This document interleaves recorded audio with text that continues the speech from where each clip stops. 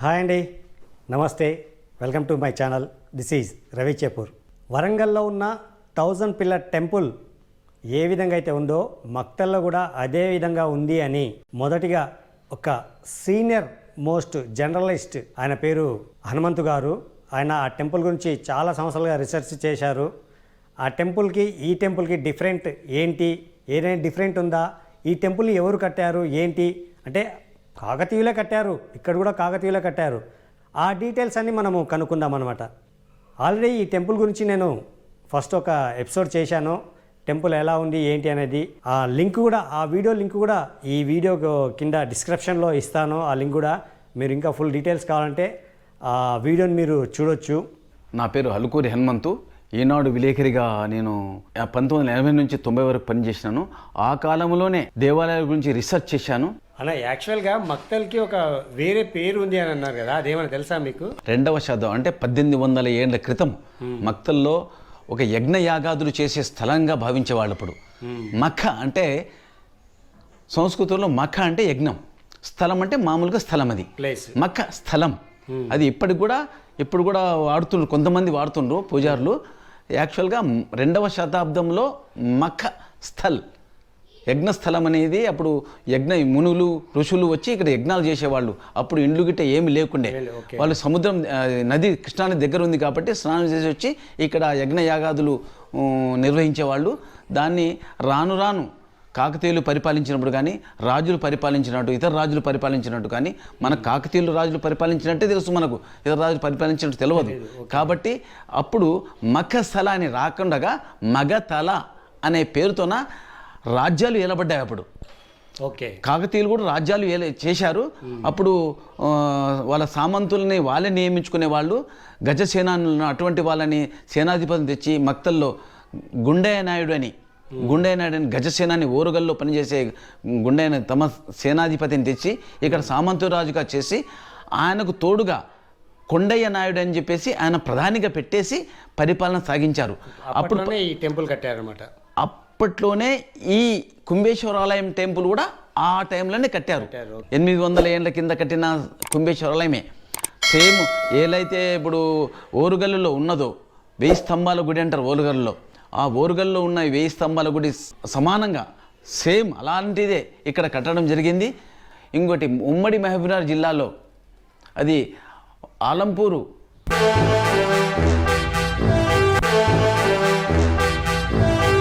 లో దేవాలయాలు ఎక్కువ ఉండేవి. 2వ స్థానం మక్తల్ అనేది 42 దేవాలయాలతోన విరసిల్లింది, అప్పుడు విరాజిల్లింది. అంటే ఒక ఆంజనేయ స్వామి భారీ విగ్రహం అనమాట. ఆ విగ్రహము గాలిలో తేలుతుందన్నమాట. అంటే నేలకు స్వామివారి విగ్రహానికి మధ్యలో ఒక చీపురుకున్నంత ప్లేస్ ఉంటుంది. ఏ సపోర్ట్ లేకుండా స్వామివారు గాలిలో నిల్చున్నారన్నమాట.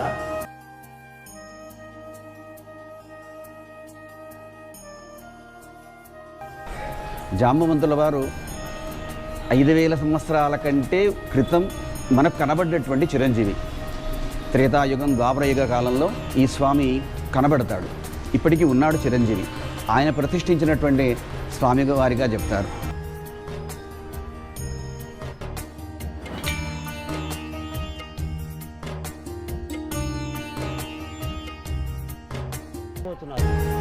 ఈ భారతదేశంలో కోర మీసాలు ఉన్న అమ్మవారు ఎక్కడా లేదు. మీరు ఎప్పుడైనా విన్నారా అమ్మవారికి మీసాలు ఉంటాయని? ఈ అమ్మవారికి ఇదే స్పెషాలిటీ, అమ్మవారికి కోర మీసాలు.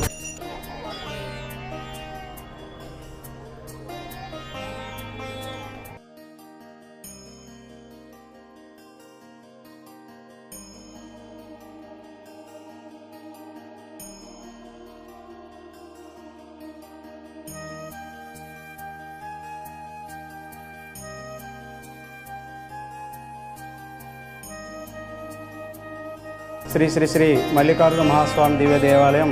ఈ దేవాలయం మహాపవిత్రమైన క్షేత్రం.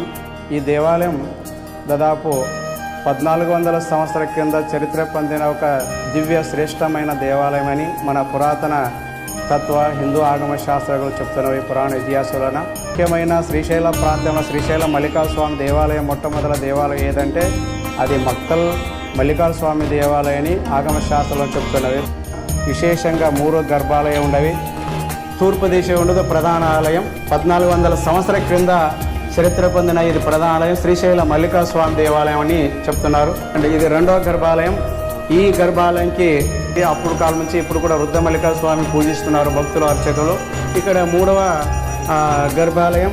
ఇది దేవాలయంలో తూర్పు దిశగా ఉంది. సేమ్ అదే మాదిరిగా మక్తల్లో కూడా ఒకటి 1000 స్తంభాల లాంటి గుడి కట్టడం జరిగింది. దాన్నే కుంభేశ్వర ఆలయం అంటారు. నేను 1982లో 83లో కుంభేశ్వరం గురించి ఈనాడులో రాయడం జరిగింది. ఆలయం ఫోటోతో సహా వార్త రాయడం జరిగింది. దాని గురించి ఎవరు పట్టించుకోకపోవడం వల్ల కూడా కొంచెం శిథిలమైపోయింది అది. 1975లో పురాతత్వ శాఖ వాళ్ళు వచ్చారు. అక్కడ మక్తల్ ఏరియా చుట్టుపక్కల అక్కడ కూడా 1975లో వచ్చి ఇది కాకతీయులు కట్టింది అని చెప్పేసి రుజువులతో చూపించారు వాళ్ళు.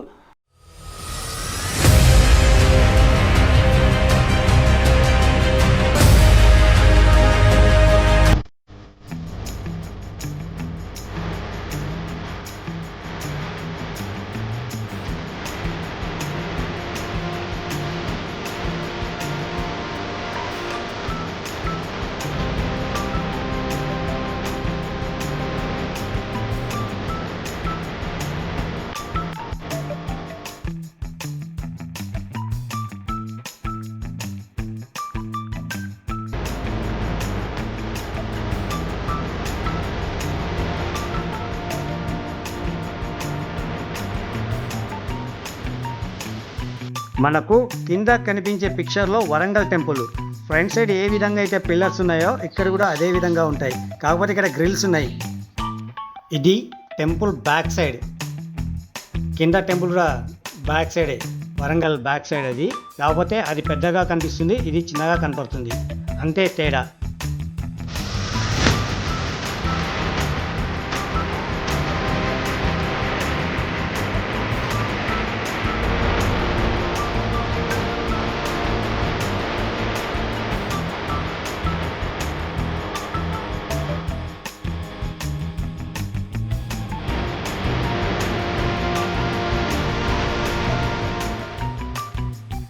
అభివృద్ధి ఎలా చేయాలి అనేది ఒక సొసైటీ ఏర్పడి ఒక ఏరియా ప్రాంతం ఒకటే కాకుండా మక్తల్లో ఉన్న వాళ్ళందరూ ఎడ్యుకేటెడ్ వాళ్ళు ఉన్నారు. ఈ మధ్యనే దేవాదాయ శాఖను దేవాలయాలని అభివృద్ధి చేయాలని దిశగా వెళ్ళిపోతున్నారు. వాళ్ళ సాయం తీసుకొని ఒక అభివృద్ధి కమిటీ ఏర్పాటు చేసి ఎలా చేయాలి, అభివృద్ధి ఎలా చేయాలి అనేది ఆలోచించి దాన్ని మనం ప్రభుత్వం దృష్టి తీసుకొచ్చి, దేవాదాయ దృష్టి తీసుకొచ్చి, పురాతత్వ శాఖ దృష్టి తీసుకొచ్చి దాన్ని అభివృద్ధి దిశగా మనం తీసుకెళ్ళాలి. అలాంటిది 1000 స్తంభాల గుడి లాంటి కుంభేశ్వరాలయం ఉంది అంటే కాకతీయ పరిపాలనలో ఉన్నది. అది ఆ గుర్తింపు ఏదైతే ఉందో దాన్ని అభివృద్ధి చేయాలనే దిశగా ప్రభుత్వం దృష్టికి తీసుకెళ్ళాలి. ప్రభుత్వమే రాదు, ఇదికి ప్రభుత్వం దృష్టికి మనం తీసుకెళ్ళాలి. ఇక్కడ ఉన్నట్టు తెలవాలంటే మన సొసైటీ, అభివృద్ధి సొసైటీ, గుళ్ళ సొసైటీ ఏదైతే కుంభేశ్వర ఆలయానికి సొసైటీ సపరేట్గా ఒక అభివృద్ధి సొసైటీ ఉండాలి. వాళ్ళు ప్రభుత్వం దృష్టికి రావాలి. ప్రభుత్వం తీసుకురాదు, ప్రభుత్వం వచ్చి చూడదు.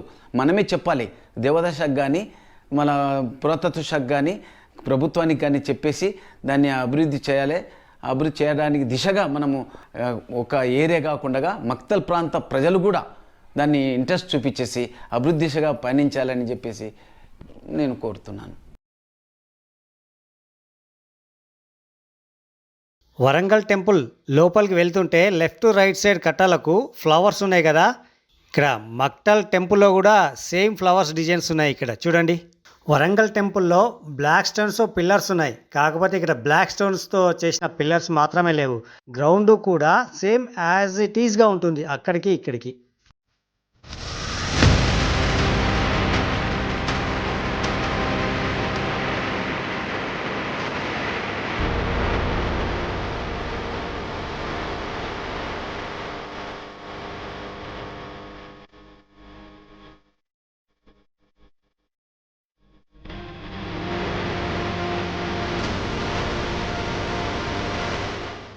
యాక్చువల్గా మనకు వరంగల్ టెంపుల్లో ఏంటంటే మనకు ఇదంతా ఈ రౌండ్ ఈ కట్టాలా ఉంటుంది కదా. ఇక్కడ మనకు లోతుగా ఉంటుంది, అంటే మనకు ఒక 5-6 ఫీట్స్ డౌన్లో ఉంటుంది. టెంపుల్ అనేది హైట్లో ఉంటుంది. ఇక్కడ కూడా అదే విధంగా ఉందా లేదా లేకపోతే ఇదే విధంగా ఉందా అనేది మనం ఒకసారి అడిగి మనం కనుక్కుందాం. యాక్చువల్గా ఏంటంటే ఇంతకుముందు కూడా చాలా డెప్త్గా ఉండే ఒక 6-7 ఫీట్స్ లోపలికి ఉండేది. రాను అదేమైందంటే పూడిక అయిపోయి మొత్తం అంతా మట్టి వేయడము అలాంటివి చేయడం వల్ల ఇది లెవెల్ అయిపోయింది అనమాట. అంటే మట్టి వేసి లెవెల్ చేశారు అంతే. 20 సంవత్సరాలు అవుతుంది ఈ యొక్క ఇది కట్టేసి.